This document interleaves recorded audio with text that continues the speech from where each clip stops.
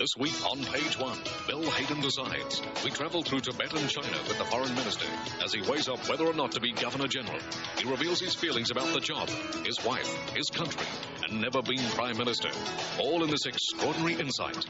And he's called Jacko, and he's the advance guard of a new style of police enforcement. Hey, it's for Hawker. Authorities believe men like Jacko may provide the answer to improved race relations. Page 1, Thursday, 8:30 on Channel 10.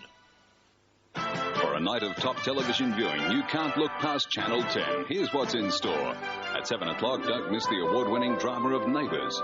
For more great Australian drama, be watching Richmond Hill at 7:30. Barbara Streisand stars in tonight's dramatic movie premiere at 8:30, Yentl, the story of one woman's struggle to attain a better way of life during a time of bitter turmoil. Then at 11, the continuing Australian drama of Prisoner. Any way you look at it, you're in for a good time tonight here on Channel 10. A special police burglary operation ends in a man being shot dead. A deadly taipan strikes. It could be fatal. And the mysterious country estate with its own sinister secrets.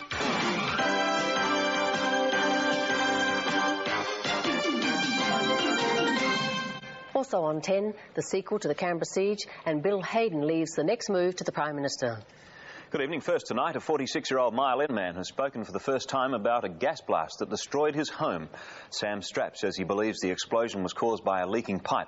He was speaking from his hospital bed where he's recovering from third-degree burns. Sam Strapp says he had a headache and went to his bedroom to lie down when an explosion rocked the apartment, engulfing the small unit in flames.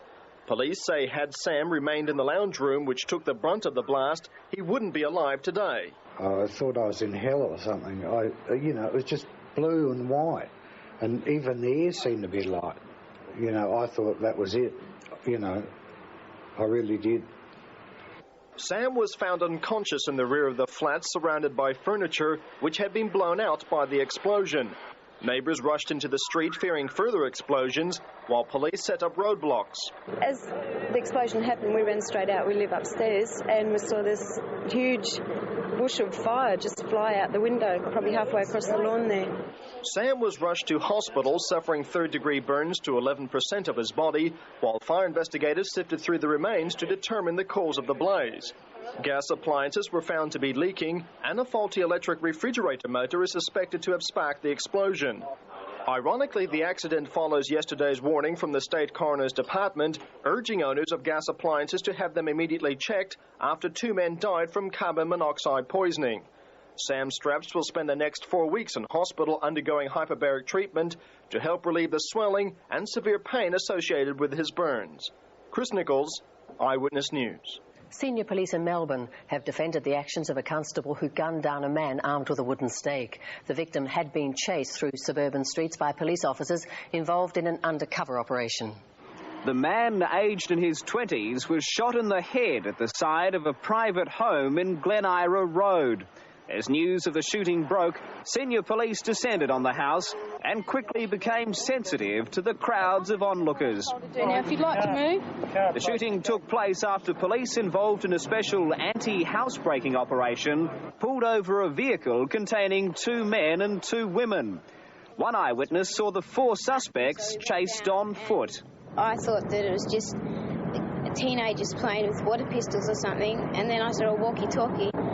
The women were quickly captured, but the 2 men were pursued about 2 kilometres to the house. As they jumped out of some shrubbery, a plainclothes policeman fired a single shot from his service revolver, killing one of the men, who was armed only with part of a beach umbrella. It's an instantaneous reaction to an event at the side of the house where 2 offenders sprang from the bushes, one armed. As the state coroner attended the scene, police claimed officers involved in the operation had been properly briefed. More allegations tonight about a senior South Australian policeman and drug deals. A Crown witness who's been granted immunity from prosecution told the Supreme Court he and the policeman supplied and sold a wide variety of drugs and made huge profits. The witness, whose identity is suppressed, is under police protection, and people entering the court today were searched for weapons. The man is a well-known identity in the Adelaide and Sydney drug trade and is testifying against the suspended policeman who faces 19 charges of possessing, selling and supplying heroin, cannabis, cannabis resin and barbiturates. Today, the witness told how his association with the policeman allegedly began when he was arrested after flying in 2 ounces of heroin from Sydney. The drug squad raided his apartment, posing as Ansett delivery men, and he says he was pushed to the wall by a policeman with a gun at his head. He claims this is part of what followed. You don't want me, I'm only small fry. I want to do a deal, I don't want to do any jail. He claims the accused policeman took part in the investigations and that after several daily interviews, the officer said he needed money and was willing to provide drugs. The witness alleges this conversation took place between them. I want to make 20,000. It's money for jam. We'll get out quick. We've got to communicate. That's how people get caught. Why stop at 20,000? You might as well go for 250,000. The witness claims regular drug handovers and money exchanges then occurred between them. On one occasion, he alleges he picked up heroin in Sydney and phoned the policeman at police headquarters to say he was worried about being caught at Adelaide Airport. Part of their alleged phone conversation went like this. I'm not going to get set up. No, I'll meet you at the airport and I'll pick it up myself. Secret tapes made by the witness of some of their alleged conversations fell into police hands when he became a robbery suspect. He says the accused reacted something like this.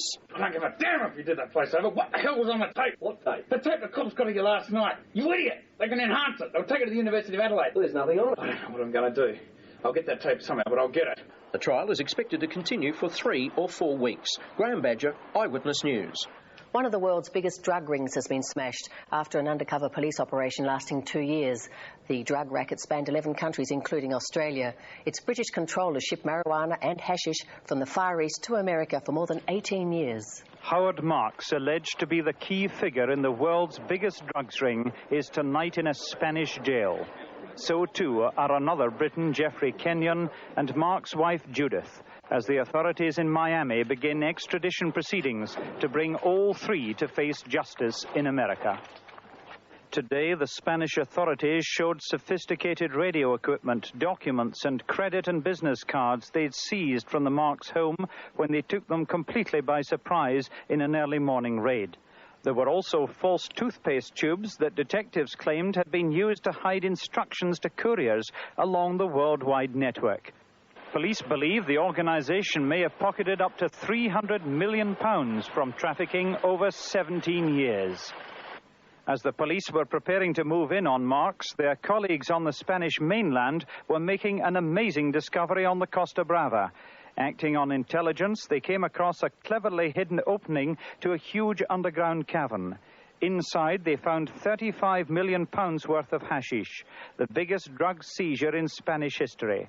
Police found the cellar was connected by a tunnel to a popular holiday beach near which a Panamanian registered boat was moored. Its owner, Frenchman Jacques Carnavaggio, is under arrest, a man long sought after by Interpol. Mark's group are alleged to have shipped marijuana from Thailand and hashish from Pakistan. The cargo headed for the United States. In Europe, they're said to have operated in Britain, West Germany, Spain and Portugal. In the Far East, Singapore and Hong Kong were the key countries. And there were even alleged bases in Australia. An unemployed woman has been remanded in custody over the siege at Canberra's Institute of Sport. The 39-year-old woman didn't enter a plea to a variety of charges, including attempted murder and kidnapping. What caused her to brandish a .22 caliber sporting pistol and hold her psychologist hostage is still unclear. In court this morning, the woman faced 2 charges of attempted murder, one of kidnap, one of discharging a firearm near a public place, one of discharging a loaded firearm with intent to cause grievous bodily harm, and 2 charges of common assault. The woman's appearance in court this morning was brief, just a matter of a few moments. The magistrate read out her charges, and she sat quietly listening, dressed in a tracksuit. She was remanded to appear again on August the 3rd. Seamus Ganella, Eyewitness News. Angry parents have held a rowdy protest over plans to close Fulham Primary School. They claim more than dwindling student numbers are behind the government's decision to shut it down. Save our school! Save our school! The school has been targeted for a dramatic shake-up, according to an Education Department proposal. It's recommended Fulham either closes or amalgamates with Henley Primary School. But these parents are adamant they want their children to stay here. This facility is younger, it is larger, it will support a greater community. It will support greater educational activities. Henley School is 65 years old, needs upgrading and is under the airport flight path. It was originally recommended that Henley should close in favour of a super school at Fulham. But over the past 10 years, enrolment numbers have dropped significantly. 10 years ago, there were 288 students. In 1986, there were 116. And today, there are just 65. Teachers and parents blame the fall in numbers on persistent rumours over the past 2 years that the school is closing. There is something going on. We can't tell what, because we're not being given answers what they propose to do with this site. Mr Cole also says there's been no consultation with the school, but the Education Department denies this, saying talks have been extensive. It blames the overall downturn in student numbers and says Henley is preferable because more youngsters live there. The department also denies the rumour that the Fulham site would be used to house an administrative base for the Correctional Services Department. Lisa Brett, Eyewitness News. Snakebite victim Karen Hager is still in a critical condition in the Royal Adelaide Hospital. The 29-year-old woman from Broadview was attacked by a deadly Queensland taipan at her home. This is the snake which bit Miss Hager, leaving her paralysed down one side of her body. She was trying to transfer the taipan from a bag to a cage when it sank its fangs into her hand. It escaped and reptile expert Jeff Coombe was called in to help find it. And spent the next hour or so going through the house, trying to find where it might have gone. I presume from the temperature at present that it would still be in the house. The snake was eventually found behind a cupboard in one of the bedrooms. It's believed Miss Hager had been collecting snakes for more than a year and bought this one at the weekend. The taipan comes from Queensland and the Northern Territory and is one of the most venomous snakes in the world. It's extremely dangerous because it has longer fangs than usual and injects a large amount of venom. They grow to 3.5 metres. This one is nearly 2 metres. Many cases of fatal bites from the Queensland taipan are recorded. However, only one person has died after receiving the antivenin. Lisa Brett, Eyewitness News. The news continues with a successful South Coast school broadcaster finding it hard to spread its message. And the costly Sydney floods, which could have been plugged.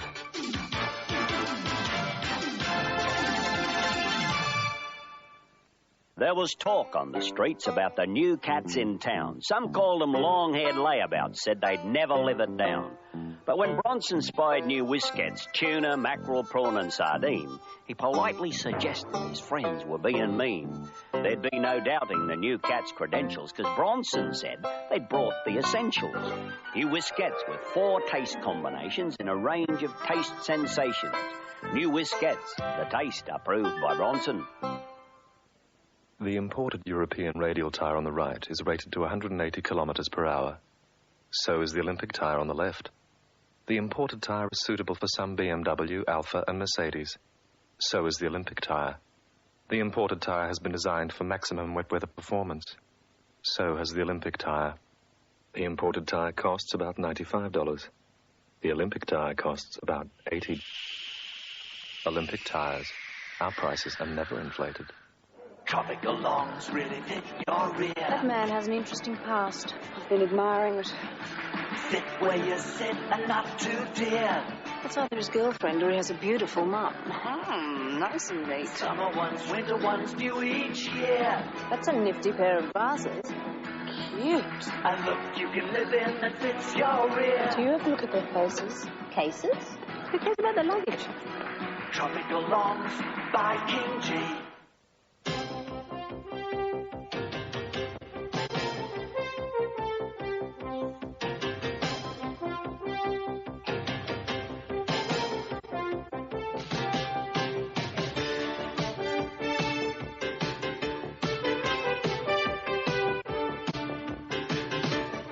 Don't stand around wondering what to do. Become a St. John volunteer. You'll find it's a rewarding experience for life. Meat workers at the Metro Company have returned to work after ending their 6-day strike. More than 300 workers attended a union meeting this morning at the Old Noarlunga Town Hall. They voted to go back to work after hearing a management offer on various issues, including a 38-hour week. Both management and union officials won't comment on the deal. The theft of army explosives in New South Wales has sparked security fears for next week's visit by British Prime Minister Margaret Thatcher. Police Special Branch investigators are on full alert in case the IRA was involved in the theft. Police and security services, both here and in England, are now on full alert following the theft of explosives from this army depot at Denman near Muswellbrook. The theft was discovered during a stocktake on Friday. Police began an urgent investigation, uncovering evidence the theft could have been connected with the arrival in Australia next week of British Prime Minister Margaret Thatcher, who will visit most capital cities in a 5-day tour. During her visit, Mrs Thatcher will conduct Meet the People street walks, and there's a real fear the IRA could attempt an assassination. Among the stolen items was more than 100 packs of plastic explosives, 200 metres of detonating cord, 5 firing devices, 90 demolition clips and 70 metres of fuse blasting line. This would give the thieves the potential of building a massive car bomb with an 18-hour time delay, similar to that which recently killed a family of 3 in Northern Ireland. And police are linking other break-ins with the theft of the explosives. Early yesterday morning, a security guard found a window here at Maitland Prison's emergency unit had been smashed in. A closer check revealed some riot gear and a prison radio with emergency frequencies was stolen in this all-too-simple break-and-enter. The uniforms could have been used to infiltrate security during Mrs Thatcher's visit, but late today, some success for investigators. Following a tip-off, police recovered the stolen prison gear and later found some of the explosives hidden in bushland surrounding the army depot. Police say they have firm leads and are now confident of an early arrest. Norm Lipson, Eyewitness News. The southern community of Willunga is gearing up for the town's annual Almond Blossom Festival. But while the locals are ready for the crowds, the blossom itself isn't yet at its peak. The signs are up, the souvenirs on show and the almonds for sale. But it seems someone forgot to tell the almond trees that just 2 days remain until Willunga's 19th Almond Festival begins. They don't look bad, but they could look better.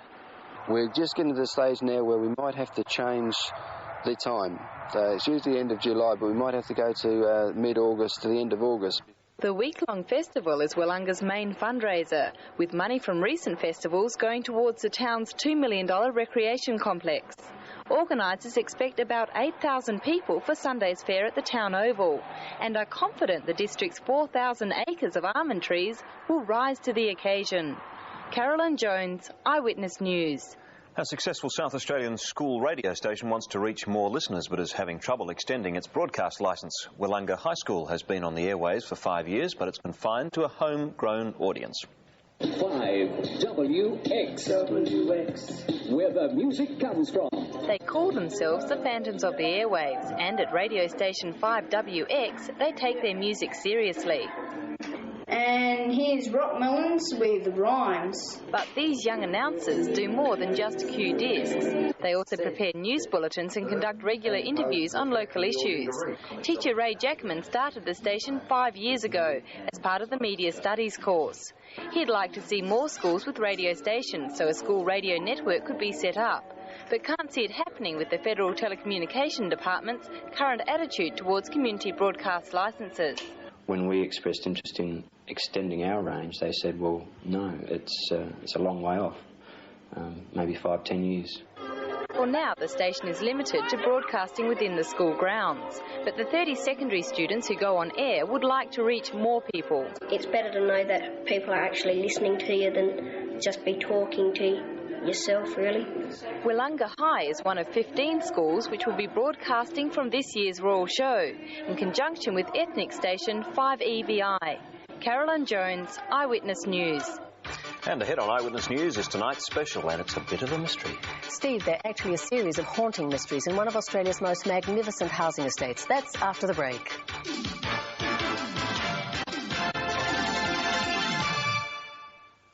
Warren tells Marty to back off. Live my life the way I like. I don't need to get your permission, okay? Somebody help me, please. And Jill Warner's nightmare continues. Help! Richmond Hill, tonight, 7:30 on 10. I wonder if it's still the same. Well, it has been 5 years.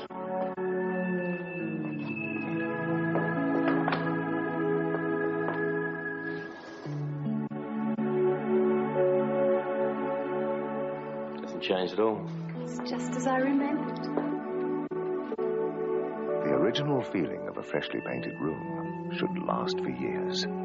Dulux, because a room should only change when you want it to.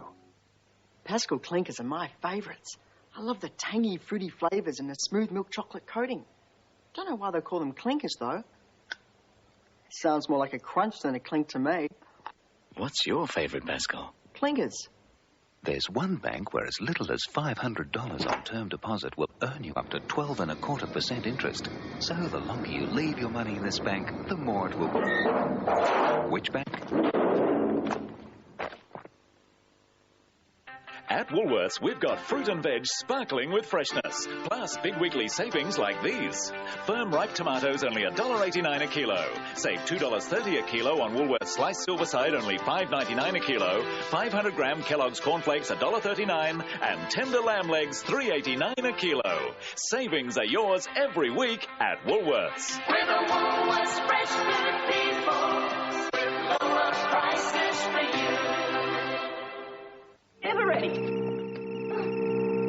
Ever ready. Ever ready? Gotcha. Ever ready. It's full of life. Canberra is abuzz with rumours that Bill Hayden will quit politics in October to become our next Governor-General.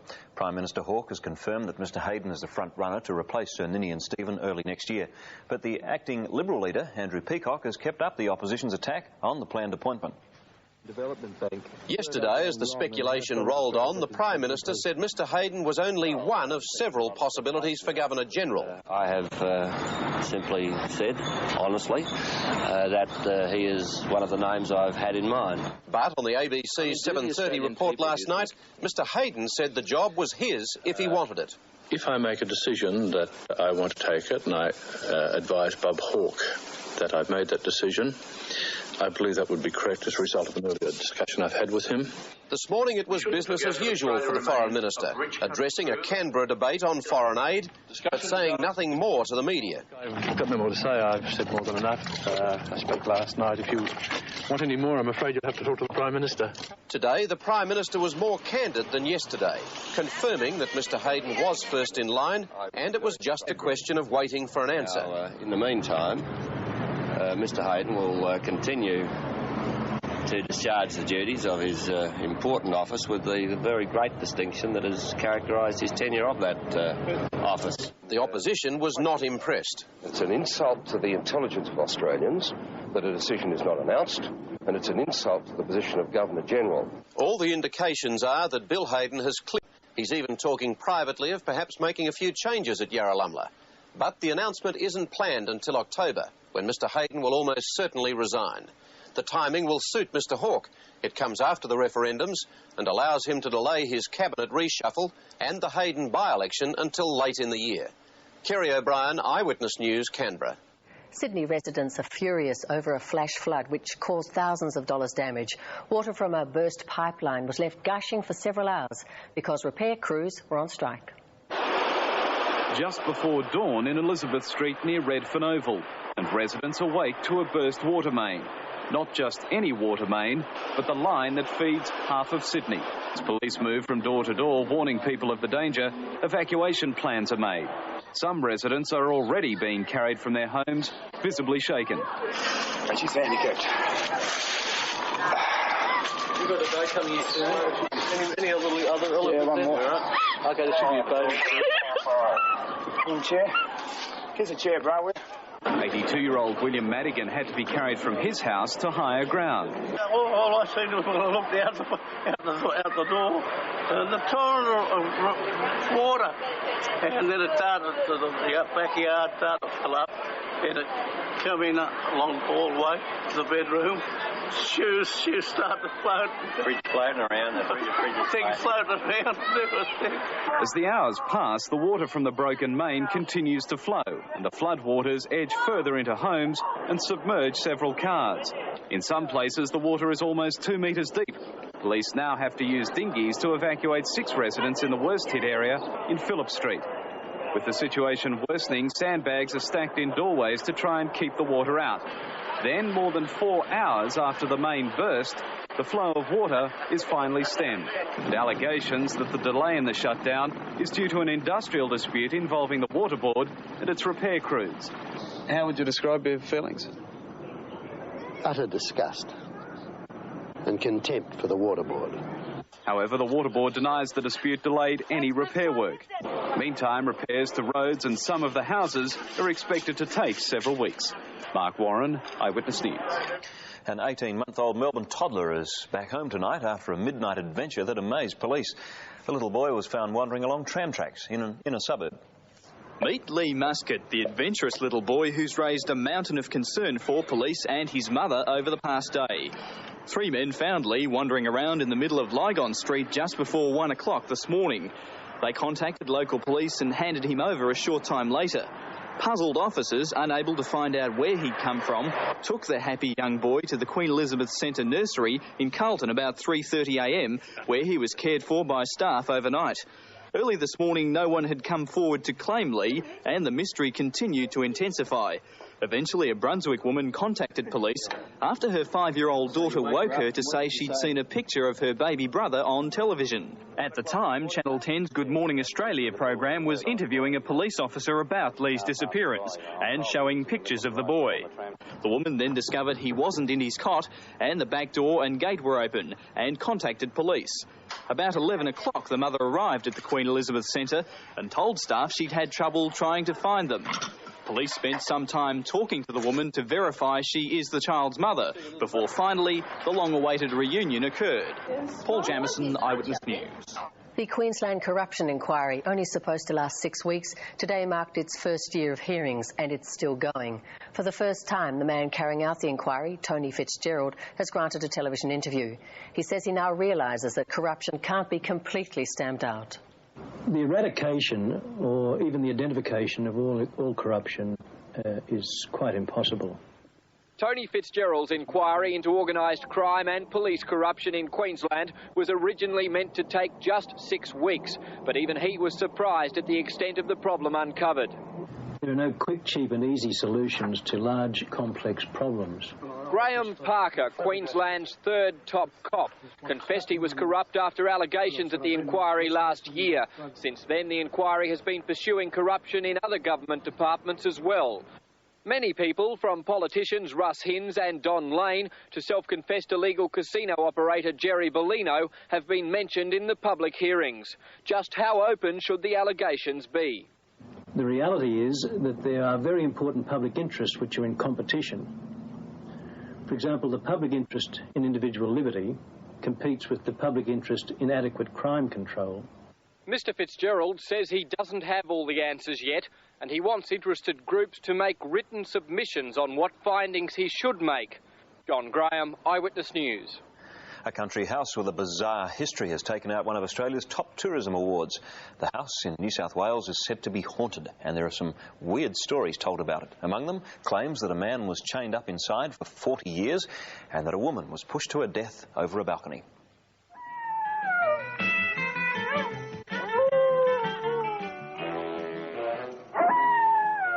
I just fell in love with it. And the day that I saw it, I knew that I would own it. There was never any doubt in my mind. I really feel that something sort of supernatural drew me to it. It was just as though I was just meant to be here. It was just something I was meant to do. Monte Cristo in Junee, near Wagga, is a house brought back from the dead. Built in 1884, she sat idle for decades after her original owners abandoned it to vandals. And we come past here one time and all the cast iron was pushed down. And I thought Reg was going to burst into tears there. And then, you know, and I'm clapping my hands, think, you know, he's not going to have any more to do with this. But here we are. For a quarter of a century, Reg Ryan welded back the cast iron, restored the woodwork, and brought life and the afterlife back to Monte Cristo. Tourists flock to see the home and millions of dollars of antiques collected over the years, but the Ryans shy away from telling them about the other permanent guests. Monte Cristo had been the scene of at least 7 deaths, many mysterious. A young lass went through here, out through there onto the balcony, and was either pushed or committed suicide off the balcony there onto the steps below. Mediums all say that she must have been pushed because when they stand out there, they feel a hand in the middle of their back. A stain remains where the blood was bleached off the steps. And in the yard, a shed still stands where a young boy was murdered by an arsonist. Another incident, the nanny dropped a little girl down the stairwell here and she died as a result of it. The nanny claimed that something pushed it out of her hands. 1961 saw the last death at Monte Cristo. In that year, the movie Psycho is playing in town. One night, a young man leaves the cinema after watching the movie for a 3rd time and walks up the hill to Monte Cristo. Armed with a shotgun, and for no apparent reason, he then blasts an elderly caretaker to death. The murderer's message is still on the door today. And there was torture. For 40 years, a mentally retarded man was chained to the house. The policeman who came up to get him described him to me, and his fingernails had all grown and curled back in his hands, and his hair was all long and matted, and he was crouched in a fetus position and could just growl. This is a room where things sort of move around a bit. For instance, the vases here, one of these one day were over there, one morning on the carpet about 12 feet away from the mantelpiece, not broken, just laying on its back there. And the big tapestry here of the eagle, well, we used to have it hanging behind the door over there, and you'd come in and it'd be just leaning up against the wall, just not damaged, but just leaning there. And we can't even keep the wallpaper on the walls in here. I quite believe there is someone else living here. They can't see us and we can't see them. Brady Hall's on the road in Junee. Still to come on 10, tourists flocking to America's famous Yellowstone Park, but they're not there to see Yogi. And a miserable end for a young athlete's dream.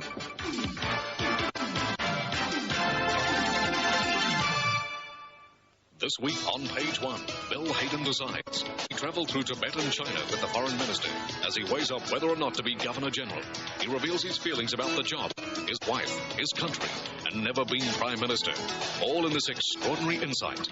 And he's called Jacko. And he's the advance guard of a new style of police enforcement. Hey, it's Mahaka. Authorities believe men like Jacko may provide the answer to improved race relations. Page 1, Thursday, 8:30 on Channel 10. This funny-looking duck does a very serious job. Toilet Duck is uniquely designed to kill germs right up under the rim. Toilet Duck leaves your bathroom so clean and fresh. Toilet Duck. This man has just become the most awarded driver in Australia ever, because his car has now added to its Car of the Year award with Modern Motors Car of 87 and Car Australia's Best Family Car and outright Best Car of 87 awards. His car, a Mitsubishi Magna. Award yourself a Magna test drive soon. Panasonic. It's a perfect Panasonic battery to pack more power into anything portable.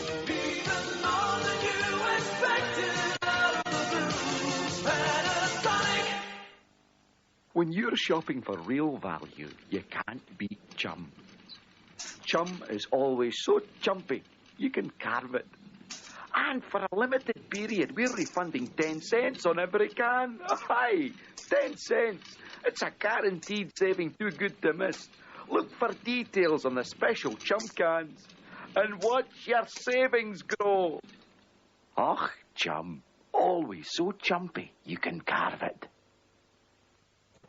In America, hundreds of firefighters are losing their battle against a series of bushfires in the Yellowstone National Park. The flames have ravaged thousands of hectares and threatened one of the country's best-known natural landmarks, the Old Faithful Geyser. At least 10 separate fires have broken out in the famous park, and its scenic beauties have been covered in a pall of smoke. Some of its major attractions, like the Old Faithful Geyser, are almost obscured. We watched Old Faithful erupt and couldn't even see it from the from the vantage point we had. But the tourists still arrive in this summer holiday season despite the fires. Oh, they keep us pretty well informed where you can go, where you can't go. Throughout the night, some 500 firefighters set backburns to protect the park's buildings. And by morning, it was obvious how close the flames had come. The fire crews are clearing away brush to save park facilities, but not the trees. They say the fire is part of the natural regeneration of the forest. They say, too, the park's animals are adept at escaping the flames in this, the worst fire season in Yellowstone's long history. In the United States, Ken Burslem for Eyewitness News. Talks aimed at bringing peace to the Persian Gulf are underway in New York, earlier than expected. United Nations officials are hoping to seal an agreement between Iran and Iraq by next week. But as the peace efforts continue, fighting in the Gulf has escalated. The most fierce battles have involved Iranian rebels who are trying to bring down their country's government. The Iranians say the push towards Kermanshah is by Iraqi troops. The Iraqis say all of their forces are now back inside Iraq. And Iranian dissidents, members of the so-called National Liberation Army, are involved. 3 weeks ago, the NLA took the border town of Khazar-e-Shirim. They now appear to be moving from there down the main road to Kermanshah. Karand and Islamabad are reported to have fallen already, with, according to NLA claims, Iranian soldiers changing sides and joining them in their advance. The NLA, formerly known as the Mujahideen Hikhalq, claim to have about 100,000 members, many of them former regulars in the Iranian army. They're Marxist-orientated, well-financed, in part, they say, by money from anti-Khomeini factions inside Iran, and armed and trained by the Iraqis. It's quite clear what the Iraqi strategy is. They can go into talks at the United Nations in New York, claiming their forces are not on Iranian territory, and that the activities of the NLA are nothing to do with them, or the ceasefire negotiations, but are an uprising against the Iranian regime by Iranians. In Britain, scientists have launched a new effort to unlock the mysteries of the Shroud of Turin. They're hoping the use of high-tech equipment will determine once and for all if the cloth really does bear the image of Christ. Many believe it is the image of Christ, and that this is the burial shroud used to cover his body after the crucifixion. But the Turin shroud only came to light 600 years ago, and skeptics believe it's a medieval fake. Scientists at Oxford University are trying to discover the truth. I think I probably expect to find that it is medieval, to be quite honest. But I have a fairly open mind, and how it was done is quite mysterious. For the first time, samples of the Turin shroud have been made available to scientists who are using 20th century technology to discover how old the cloth really is. The process is called carbon-14 testing. All living things, trees and flax that makes linen, contain tiny amounts of radioactive carbon. When they die, that carbon starts to decay. By measuring the rate of decay, scientists can determine the age of the shroud. Here we've got Turin sea samples, and these in fact look about 2,000 years old, so we've got quite a range, but I don't know if that's the shroud or if it's one of the control samples. And they won't know until later this summer, when they pool their results with the findings of similar research in the United States and Switzerland. Only then will they find out which samples, if any, are 2,000 years old. Only then will we know whether the Turin shroud is the real thing. The Australian Ballet has scored another triumph on its current overseas tour. After winning critical acclaim in Russia, the company has performed before the Queen in London. It's the Australian Ballet's first performance in 12 years in London and a major bicentennial event in Britain. The Royal Gala before the Queen was the production by Mayna Gilgood, the niece of Sir John, of The Sleeping Beauty.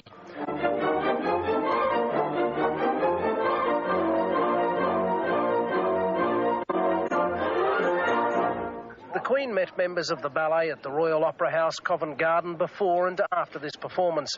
The Australian Ballet has just finished a major tour of Russia. It will hold a 2-week season here in London with premieres of Orpheus and Sonata for Seven. And from London, the ballet will tour Greece before returning home. Mark Sulo reporting from Covent Garden for Eyewitness News. And Marker and Adelaide, Paul, something in the sporting field tonight. Yeah, a little bit different for me tonight. Hello, Stephen, to Caroline, and hello, everyone. Yes, entering, I guess, into Peter Marker's territory a little bit. But they approached me, and really when they approach me with a story like this, I do something about it. It's no wonder that some young athletes give up in disgust. Take Australia's lightweight Senior B women's rowing team. They train and row their hearts out to represent their country, but in return they end up with no money because every last cent is used to finance the team. The girls approached Marker and Adelaide hoping someone could help. The Australian lightweight Senior B women's rowing team train here in Adelaide. They're certainly not in it for the money. The team's bank book is full of entries in red ink. They do it because they love the sport and they love their country. But the reality of life is that they must have money to survive.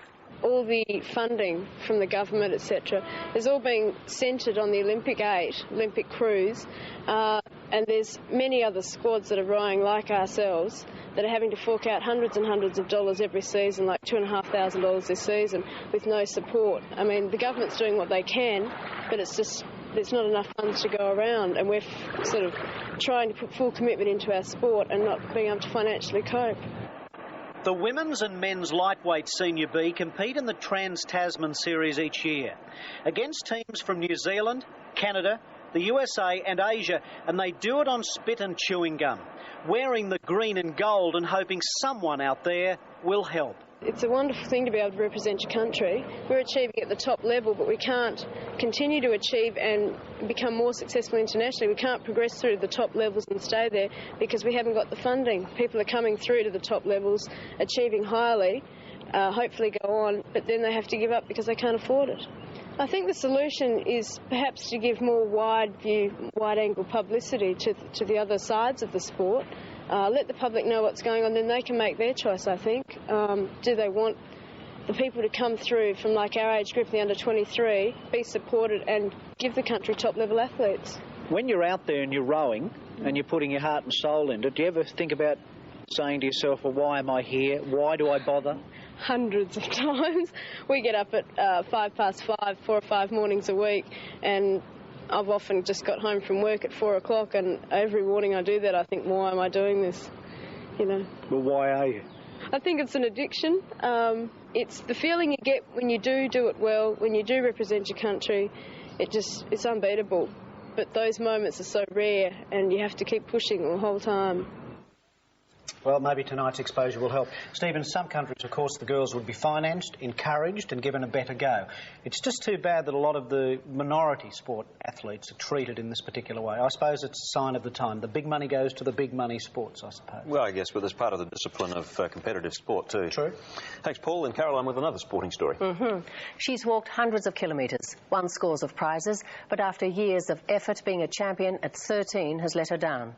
Jane Saville, an athlete with ability years ahead of her age, has been disqualified from representing her country. Trophies and medallions, rewards for winning and breaking a number of state and national walking titles, including the Australian Under-18 Championship. At 13, Jane's achievements as a junior walker are staggering.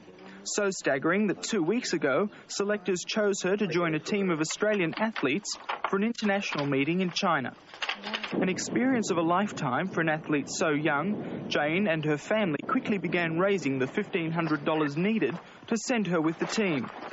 Then the phone call, which ended an unexpected dream. I thought it was a joke. I didn't believe it at first, and then Mum was so serious. I just couldn't believe it. If it's junior, I can't see why not. I can't go. I'm 13. I'm junior. The Australian Athletics Union blames an oversight. Only athletes over the age of 15 can compete internationally. It's a rule Jane's parents don't understand. The Savilles also find the ruling odd when athletes in other sports, like swimming, have competed in Olympic events as young as 12. Anne Peters here next with more sport. Tonight dealing with English soccer's outrageous transfer fees. And the Panthers shifting their lair, but it's going to cost.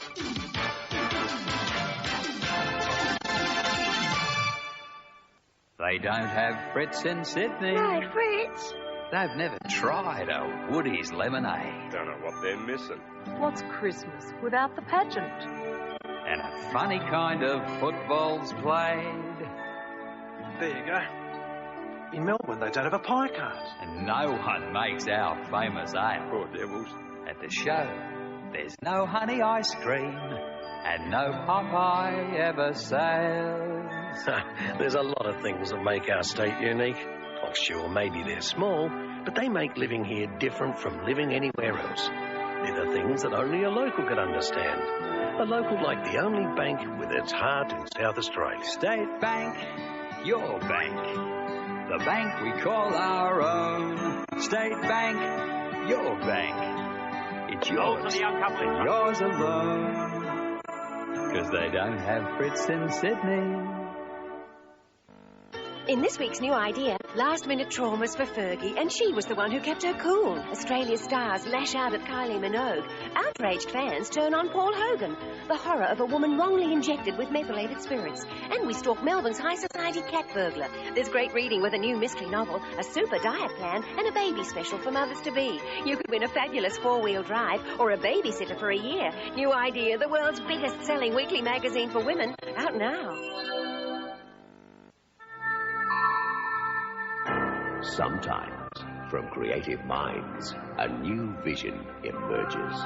Like a bubble, it rises, bursting to reality, its qualities displayed in brilliant clarity. Graceful, timeless, a thought simply executed to perfection. New Ford Falcon, simply stunning. You can't keep them away. Not when Kmart's offering up to 50% off in their clearance sale. Everything from denim jackets and parkas to golf putters. End of season stocks up to 50% off. Electric blankets, bath towels. I'm 50% off. Sensational store-wide discounts that can't be missed. All up to 50% off in Kmart's clearance sale. You can't do better than Kmart. Good evening. The South Adelaide Football Club is taking the first step to relocate to the heart of its zone with official support from the Noarlunga Council. The Panthers are now lobbying southern sporting bodies to build a $15 million multi-sports complex at Noarlunga. The Mayor of Noarlunga, Ray Gilbert, announced the Council's recognition of South Adelaide as its own league club and pledged support to the Panthers' bid to relocate at Noarlunga. A subcommittee has been formed consisting of local sporting club officials and council members to lobby for the establishment of a multi-sports complex which will double as South Adelaide's home. At the moment, the club's divided into three areas, with Adelaide Oval its home ground, its licensed club at St Mary's and recruiting zone further south. In its push to relocate at Noarlunga, South points out that a third of the state's under 19-year-olds live in the south, and by 1999 the southern population is expected to top 250,000. South Chairman Colin Francis accepts that the outlay of $15 million for a sporting complex would need support from several organisations to assist the Panthers. We do need to have quite a lot of support from state government, from local government, from the South Australian National Football League, and in fact any other sporting body that should wish to share the facility with us. And this is the area which has been earmarked for the sporting complex or oval. It's owned by the Housing Trust and it's situated just behind the Colonnade Shopping Centre. Only two questions remain though before South Adelaide is relocated, and that is when and how. Craig McGann, Eyewitness News. Two tough questions. When Australia's cricketers are stabbed in the back by our fickle fans this summer, there'll be no chance of mistaken identity. Our players will carry surnames and the name of their country on uniforms in World Series Cup games. The ACB has just completed a two-day board meeting at the Australian Pavilion at Expo. The major news to come out of the conference was the decision to allow players to display their surnames on the back of their shirts and the name of their country on the front for the one-day series against Pakistan and the West Indies. But that's as radical as the ACB gets. Shield and Test outfits remain all white. And there's no hope of that changing in the near future. Oh, I'm sure it'll be helpful for the people that attend the games. I also think it's just a recognition of changes in fashion and sports clothing fashion. It was rumoured that the ACB was hoping to talk former captain Greg Chappell out of quitting the board, but those talks were fruitless. Greg signalled his intention to not seek re-election to the board, and at that time there were various discussions held with Greg, but as I said, for his own reasons, he has declined. The West Indies needed less than half an hour to wrap up the fourth test at Headingley as England's cricketers continue their dismal record of defeat. The West Indian batsmen reached their target without loss to win by 10 wickets. And the Calypso cricketers have now won 13 of the last 14 tests between the two countries. Never rely on the English weather. A morning of bright sunshine when all the England players wanted was a decent downpour. The West Indies batsmen at least didn't hang about to gloat, scoring at the sort of rate which made a nonsense of England's dismal batting displays. Geoffrey Dujon looked set to score a century if it had been required as he raced towards a stylish 40. And it was the West Indian wicketkeeper who scored the winning runs, emphasising again his team's all-round superiority. They play very well. They're a very good side, don't they? And we did our best. We have succeeded what we came here to do, and I'm very proud of them and just very much over the moon the way things went. The rain that might have saved England arrived on cue just after it was all over. When you're down, aren't you? The South Australian Olympic Appeal Committee is soon to announce new fundraising ventures in a last-ditch effort to make up its $400,000 quota. Unfortunately, less than 50% of promised donations have been received, leaving the state way behind its target. The South Australian appeal was launched 12 months ago when the state was given the target of $400,000 to raise. The South Australian government gave $70,000 towards the appeal, more than twice the amount it contributed in '84. Sports Minister Kim Mays says the government won't be giving any more money to the appeal, but offers its advice and coordinating efforts to encourage corporate sponsorship. Donations are still outstanding from the recent Olympiathon, with less than 50% of the promised $77,000 received. Appeal Chairman Jim Parkinson says competition for the charity dollar has been intense this year. One of the main factors, I think, is that the SANFL decided to run a lottery, and it was a very, very successful lottery, and I congratulate them for it. But there's only a certain amount of money that's out there in the public purse, and if more people are in fact vying for that money, then less people will in fact get it. The appeal committee will announce new fundraising events within the next 2 weeks and is still hopeful the outstanding Olympiathon donations will be forwarded. Craig McGann, Eyewitness News. And they can still be sent in, by the way. And the fur is really flying in the America's Cup as our neighbours across the Tasman are crying bad sportsmanship as Dennis Conner prepares to defend the trophy with a catamaran. All the controversy is set to make this one of the most watched America's Cup regattas on record. As much for the onshore fights as for the racing. One of Dennis Conner's two multi-hull defenders went sailing today while the Kiwis still cried foul.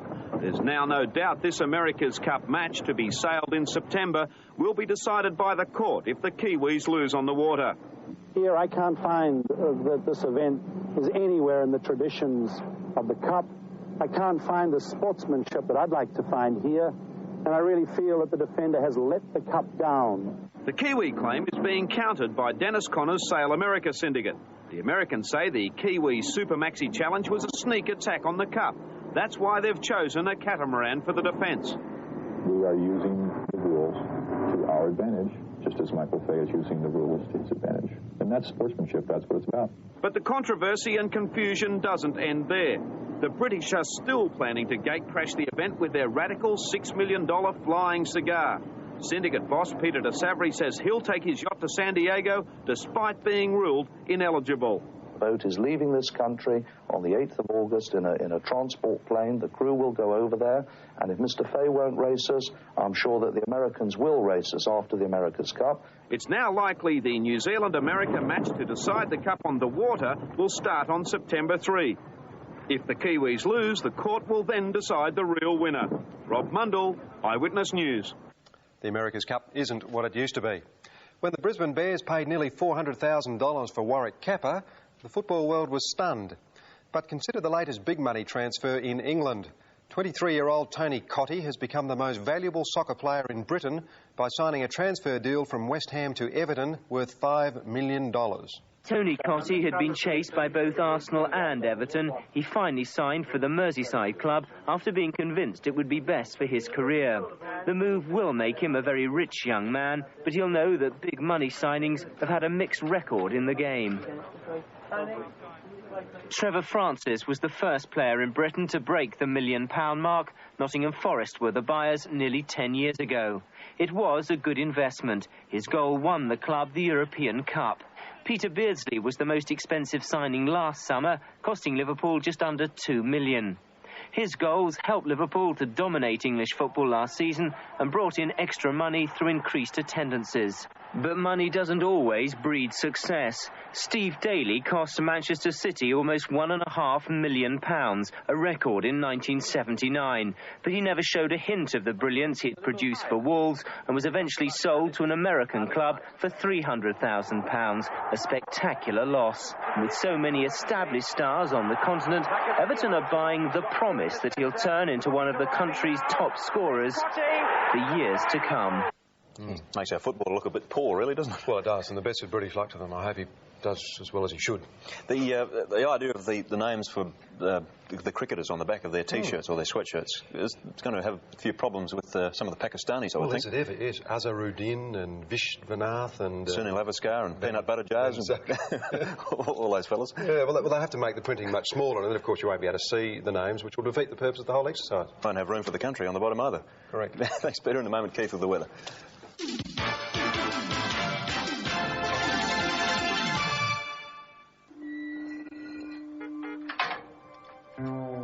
Hold it, Dad.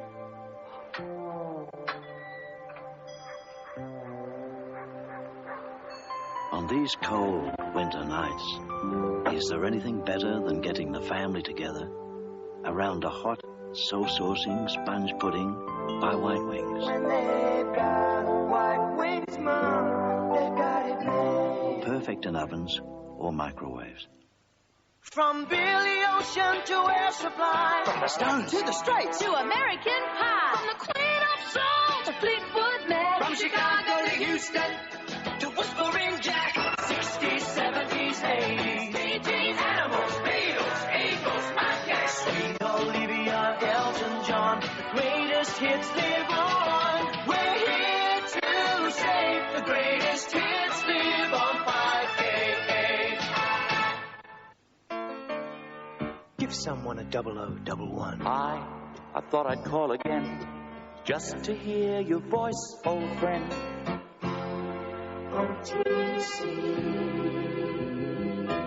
I feel so close, though you're way over there. I've always loved you so, you know how much I care. So tell me everything that's been going on, all the news, who's doing what, are you still having fun? You know you'll never be alone, no matter what's in store. You're only as far away as the phone, 'cause no one's far from anyone anymore. No one's far from anyone.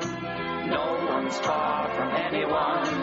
Give someone a 0011. Mrs. Oliver was in today. She's been coming here for 30 years. Didn't even have colour then. Had the rental plan, though. Your daughter chose a brand new colour TV and video straight after she saw me. Now, that nice Mr. Peterson showed them around. Explained the rental plan, after-sales service. Made them feel at home. He always has been very helpful. Yeah, they've really got it all, haven't they? We've got it at your radio rental store. Night, love. Night. Next on 10. I don't want to live with the fact that my son is a criminal, Mrs. Daniels. The past revealed on Neighbours. Next on 10. Hello there. Well, if you've still got washing on the line, please don't panic, because tomorrow will also be fine and mainly sunny with a good drying breeze after what's going to be another icy night. And there is a moderate risk of frost this evening in the Riverland, so too at Murray Bridge, with a slight risk at Salisbury, Two Wells and at Virginia. Now, the city's maximum today, 15.8 degrees, came at 2:05. The overnight minimum air temperature, 4.8 degrees, came at 4:45 this morning, when the temperature on the grass in the city was minus 1.1 degrees. Now, on the charts tonight, the first thing you'll notice, the high-pressure cell that was out near the Pilbara yesterday has moved very quickly across the continent. Consequently, our winds have gone from southerlies around now to northeast to northwesterlies, only fairly light at the moment, but they will gradually freshen during the day tomorrow, ahead of a fairly weak sort of a change overnight tomorrow night. But in the meantime tomorrow, temperatures will be slightly above those of today, just with the odd spot around the southeast coast. Now, two things about this change. It is starting to weaken on its run towards South Australia, and secondly, it's starting to slide away to the southeast. So while Friday will be cooler by a couple of degrees with the wind in the west-southwesterly vector and with the odd stream shower, conditions will be quite reasonable for your shopping, and indeed in the outlook period over the weekend we'll have a series of fronts pass below the continent which will keep the winds in the west-southwesterly vector. Temperatures around average over the weekend, a bit of destabilisation, the odd shower, but not a bad sort of a weekend. Now, for those going interstate, a little bit of drizzle has been forecast for Launceston tomorrow. All of the other capitals will be mainly fine, with temperatures ranging from 13 degrees in Canberra to a glorious 31 degrees up in Darwin. Now, at home today, 12 degrees at Mount Crawford, went to 19 degrees at Maree. Overnight minima down to -1 this morning, both at Yongala and Yunta. The only rain today, about 1 millimetre out at Bordertown, with a few showers at Cape Border, Keith and at Mount Gambier. So the forecast, cold again tonight with extensive frost. Tomorrow, an isolated shower persisting around the southeast coast, but fine elsewhere tomorrow. There we have the floral snow starting to show up in Adelaide around Wollonga. It's almond blossom time. Wind-wise tomorrow, gradually freshening northeast to northwesterly winds. Seas offshore rising 2 to 3 metres high. Now, temperatures across the states, June at 20 degrees, 16 at Kingscote, will be 19 at Port Augusta, and 18 degrees at Renmark, Murray Bridge and at Victor Harbour. For local waters, northeast to northwesterly winds 5 to 10 knots tonight, gradually freshening by tomorrow afternoon to reach 15 to 20 knots, with local waves rising to about 1.5 metres, with the tides at 5:30 in the morning, high tide tomorrow afternoon about 4:30. Now, at 6 tonight in the city, 12.8 degrees, just over 12 degrees at the moment. The barometric pressure 1,030.9 hectopascals and rising. The humidity is 66%. As for the city, cold tonight round about 6. Top tomorrow, a lovely day, top of 17 degrees. The extended period forecast, a little cooler on Friday with some showers. Over the weekend, still the chance of the odd spot, but generally in the outlook period, conditions won't be all that bad, with temperatures hovering around about average. Steve? Lovely, Keith. Very pretty. The blossom, that is, not you. That's it from us. We'll see you tomorrow night at 6. Good night. Good night.